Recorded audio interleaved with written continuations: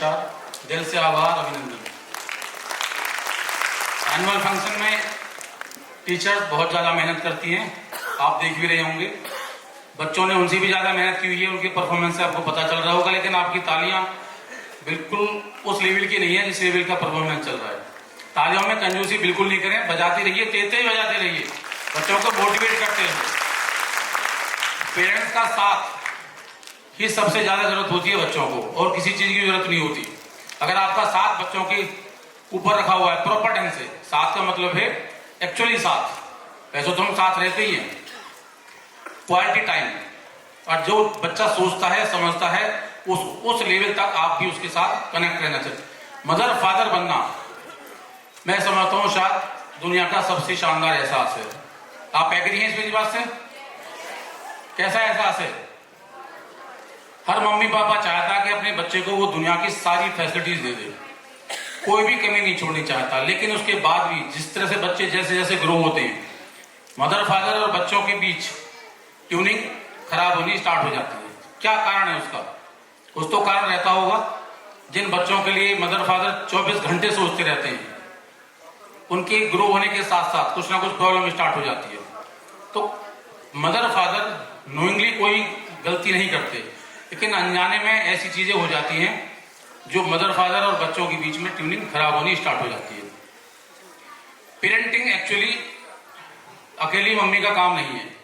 Mother और father मिलकर जब बच्चों की परवरिश करते हैं, अपब्रिंगिंग करते हैं, तभी सही मायने में पेरेंटिंग होती है। क्योंकि मदर बच्चों को दुनिया में लाती हैं, लेकिन फादर बच्चों को दुनिया में जीना सिखाते हैं, रहना सिखाते हैं कॉन्फिडेंटली। और हम पेरेंट्स बच्चों का भाग्य नहीं बदल सकते, लेकिन बच्चों को फ्यूचर के लिए तैयार करने की रिस्पॉन्सिबिलिटी हम पेरेंट्स की है। और वो तैयार फ्यूचर के लिए तब होते हैं जब वो अपने ही पेरेंट्स से घर में सीखते हैं, संस्कार सीखते हैं। पहला स्कूल हर बच्चे का घर होता है, पहले टीचर भी हर बच्चे के उसके पेरेंट्स ही होते हैं, स्कूल तो बाद में आता है। तो जितनी भी एजुकेशन बच्चा लेता है वो सबसे पहले अपने घर से लेता है।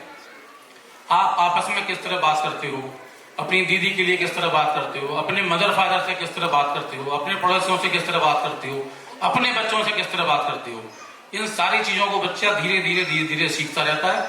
और वो समझता रहता है कि उसको भी फ्यूचर में किस तरह व्यवहार करना है, किससे कैसे कैसे बात करनी है, क्योंकि शब्दों में सबसे ज्यादा पावर होती है। आप एग्री करते हैं इस चीज से? कितना ही कॉन्फिडेंट इंसान हो, एक बार ये बोल दोगे कि नहीं तुमसे ये काम नहीं हो पाएगा, तो एक बार वो जरूर सोचेगा कहीं ना कहीं बात जरूर है। मैं बच्चों के केस में बात कर रहा हूँ। और अगर आप बच्चों को ये समझाएंगे कि आप कुछ भी कर सकते हो, बहुत अच्छे हो, प्यारे हो, कुछ ना कुछ बड़ा काम करने के लिए पैदा हुए हो, तो बच्चा इस बात को सोचता है कि उसके मदर फादर बोल रहे हैं, जिनको वो सबसे ज्यादा प्यार करता है, जिन पर वो सबसे ज्यादा विश्वास करता है। और जब अगर हम ये बोलते हैं कि तुम कुछ नहीं कर पाओगे, तुम अच्छे नहीं हो, अपने भाई को देखो, अपने पड़ोसी के बच्चे को देखो, अपने फ्रेंड को देखो, तो बच्चा फिर इस बात को मान लेता है कि कहीं ना कहीं गड़बड़ मेरे अंदर है, मेरे अंदर ही कोई ना कोई कमी है, क्योंकि मेरी मम्मी इस बात को बोलती है, मेरे पापा इस बात को बोलते हैं। और वो इस बात को इसी विश्वास के साथ ग्रो होता है कि शायद वो कुछ नहीं कर पाएगा। छोटे बच्चों के लिए मदर फादर सब कुछ होते हैं, उनका भगवान होते हैं।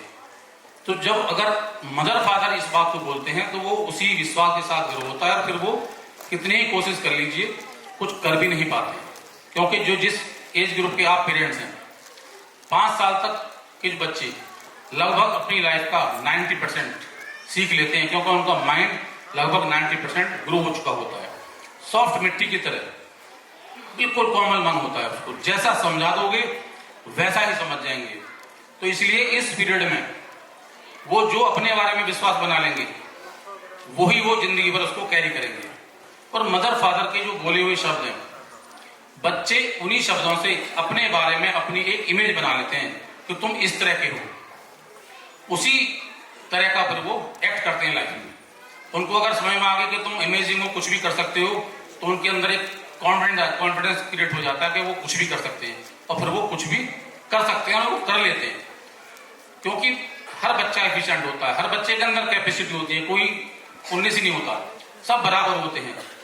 अब ब्रिंगिंग किस तरह हुई है बच्चों की, इस बात पर सबसे ज्यादा निर्भर करता है कि बच्चों की परवरिश किस तरह कर रहे हैं, फैमिली में किस तरह उनको हैंडल कर रहे हैं। ये और मैं ज्यादा टाइम लूंगा नहीं क्योंकि बच्चों का परफॉर्मेंस का टाइम है।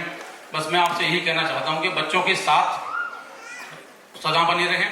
साथ का मतलब बराबर में बैठना नहीं होता है, क्वालिटी टाइम का मतलब है। ऑफिस से आप आते हो, काम करना मजबूरी है, काम कीजिए, लेकिन जब आप ऑफिस से आते हैं तो उसको प्रॉपर टाइम दें। सबसे पहले आके अपने बच्चे के पास बैठिए, सारे दिन की बातों को शेयर करो, उनकी बातों को सुनो, दिन में क्या किया क्या नहीं किया, फिर अपनी बात बताइए। ऐसा नहीं है कि आपने भी आके मोबाइल पकड़ लिया और बच्चों को साथ बैठा के कोई गेम लगा के दे दिया तो तुम अपनी में बिजी रहो, मैं अपने में बिजी रहूं। तो इसको टाइम स्पेंड करना नहीं कहते, ये टाइम की बर्बादी है। धीरे धीरे बच्चे मोबाइल में इंटरेस्ट लेना शुरू कर देते हैं, आप में इंटरेस्ट आना उनमें बंद हो जाता है। और आप देखते भी होंगे कि जो आपके बच्चे थोड़े बड़े हो गए हैं वो आपका इंतजार केवल इसलिए करते हैं कि आपका मोबाइल उनको मिल जाए, और आप मोबाइल दे भी देते हो उनको क्योंकि जिससे कि आपकी जान ना खाएं वो लोग। तो धीरे धीरे वो मोबाइल का एडिक्शन हो जाता है और फिर हम ही लोग बोलते हैं कि बच्चा एडिक्ट हो गया मोबाइल का। अभी एक पेरेंट्स खड़े हुए थे बाहर, हम बाहर खड़े हुए थे, तो वो कह रहे थे कि सर गुड़गांव में तो शॉप खुल चुकी है मोबाइल एडिक्शन की, डॉक्टर्स बैठे हुए हैं और हम ही एडिक्ट बनाते हैं और हम ही बच्चों के ऊपर दोष देते हैं। हमारे बच्चों के अंदर कोई कमी नहीं है, कोई भी कमी नहीं है। अगर झांकने की जरूरत है तो हमें अपने अंदर झांकने की जरूरत है, तो थोड़ा थोड़ा हम अपने अंदर झांक लेंगे तो बच्चों के अंदर भी कमी देखना बंद कर देंगे। बच्चे हमारा ही रिफ्लेक्शन है, छोटे जरूर हैं लेकिन हमारे ही रिफ्लेक्शन है। अगर दिन में 2 या 3 बार ये सोच लिया कि हम भी कभी बच्चे थे, तो बच्चों के अंदर कमी देखना बंद कर दोगे, बच्चों को गुस्सा आना बंद हो जाएगा। क्योंकि फिर आप इस लाइफ को, जो बच्चे जिस एज में चल रहे हैं, इस लाइफ को जीना स्टार्ट कर दोगे, दोबारा बचपन ही में जीना स्टार्ट कर दोगे। और यही फिर बच्चे आपके साथ दोस्त बन जाते हैं, फ्रेंडली व्यवहार करते हैं, सारी बातों को शेयर करते हैं, आपके साथ इमोशनली कनेक्ट रहते हैं। सबसे ज्यादा कनेक्शन की जरूरत है, इमोशनल कनेक्शन की। अगर आपके साथ बच्चे इमोशनली कनेक्ट हैं फिर वो सारी बातें भी शेयर करेंगे, आपके साथ भी रहेंगे, और कुछ भी अगर उनके लाइफ में हो रहा होगा तो आपसे वो बाहर नहीं जा सकते हैं, क्योंकि उनको पता है कि अगर वो कुछ भी बोलेंगे उनके मम्मी पापा उसकी बात पर विश्वास भी कर लेंगे और सुन भी लेंगे। तो अगर कुछ चल भी रहा होगा बाहर, आप उनको गाइड कर सकते हो, आप उनको संभाल सकते हो।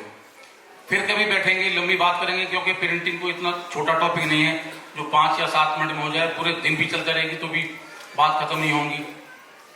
आज परफॉर्मेंस देखिए, हम भी परफॉर्मेंस देख रहे हैं, लेकिन बच्चों के लिए जरूर ताली जरूर बजाते रहिए, क्योंकि बच्चों को ताली बजाते रहेंगे आप तभी बच्चे मोटिवेट रहेंगे। और एक बात और जाते जाते कहना चाहूंगा कि छोटे बच्चे हैं, इनकी परफॉर्मेंस का प्लीज कंपेयर मत करना कि उसने अच्छा किया, उसने खराब किया, वो बोर्ड स्टेज पे खड़ा रहा और उसके फ्रेंड ने बहुत अच्छा किया। स्टेज पर आना ही सबसे बड़ी बात है। छोटे बच्चे हैं, इसमें चिराग को देख के कई बार घबरा जाते हैं और वो सारे डायलॉग याद होने के बावजूद वो एक्ट नहीं कर पाते कई बार। तो उनके साथ बने रहो, उन्हें भी पता है कि उन्होंने बहुत अच्छा परफॉर्म नहीं किया है।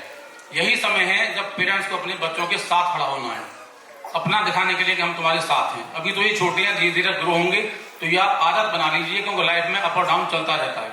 जब भी कभी बच्चा डाउन फील करता हो, आपको उनके साथ खड़े रहना है। ये कंपेयर नहीं करना है कि तुमने अच्छा क्यों नहीं किया, तो बच्चा अच्छा कर जाएगा। थैंक यू सो मच, फिर कभी बात करेंगे।